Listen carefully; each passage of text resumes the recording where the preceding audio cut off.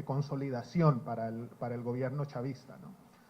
Entonces, obviamente todo esto ha sido financiado a través de la riqueza petrolera, como ha sido tradicionalmente durante los últimos 100 años desde que ese país descubrió petróleo, ¿no? El político en Venezuela tiene el control absoluto de los recursos petroleros de ese país.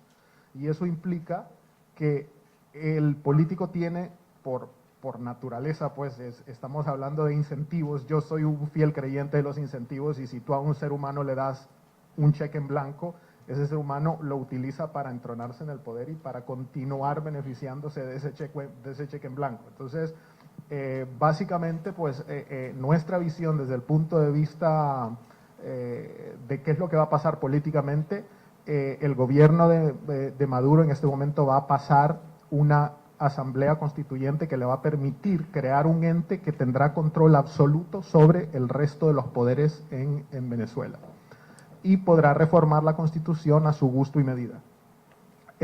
No vemos que el chavismo caiga en los próximos año y medio, 2 años. Creemos que precisamente el apoyo que tienen los militares en este momento es muy fuerte, y eso dudamos que cambie de la noche a la mañana. Y aún así, aún con los niveles tan bajos de popularidad que tiene, en las zonas más pobres, los pobres todavía no le van a voltear la espalda al chavismo, porque temen perder lo poco que tienen. Y en este momento el gobierno reparte, bolsas de comida, bolsas de productos básicos, y también utiliza a grupos armados dentro de los barrios para intimidar a la gente. Entonces, por ese lado creemos que en el horizonte sí vemos chavismo para largo todavía. En el ámbito económico, bueno, ya lo hemos visto, ¿no? Una inflación que es la más alta del mundo. El año pasado estuvo en 600% y este año va a exceder 700%. Vamos a ver una caída del PIB este año de alrededor del 3.7, 4%. Eso quiere decir que en los últimos 4 años esa economía se ha contraído entre 25 y 30%. O sea, ha perdido casi 1/3 de su tamaño esa economía en los últimos 4 o 5 años. Vamos a ver mayores niveles de escasez, precisamente porque es un país que depende enteramente del precio petrolero, y no vemos perspectivas de que el precio petrolero regrese a los 100 por barril, que era lo que le servía a ese gobierno para, pues, repartir de manera generosa, ¿no?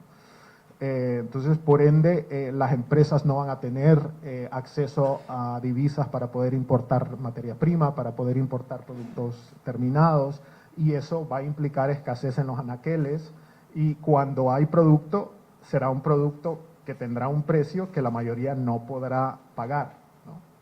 Entonces, ese es el cuadro, digamos, desde el punto de vista económico, y ante todo porque este es un gobierno que depende de políticas que se han repetido una y otra y otra y otra vez en la historia venezolana, que son controles de precios, controles de cambio, que inicialmente tienen el objetivo, digamos, la intención de prevenir una devaluación dramática o hacer que ciertos productos sean alcanzables al bolsillo de la gente, pero mantenidos en el tiempo obviamente crean toda una serie de distorsiones, mercados negros, abusos, etcétera, ¿no?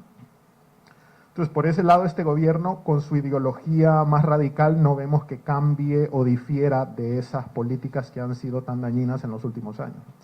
Y por el lado social, pues obviamente estamos viendo mayores protestas, ya estamos viendo mayores instancias de saqueos, gente que se organiza y saquea negocios para luego revender esos productos en el mercado negro o para llevarse el dinero del negocio, etcétera.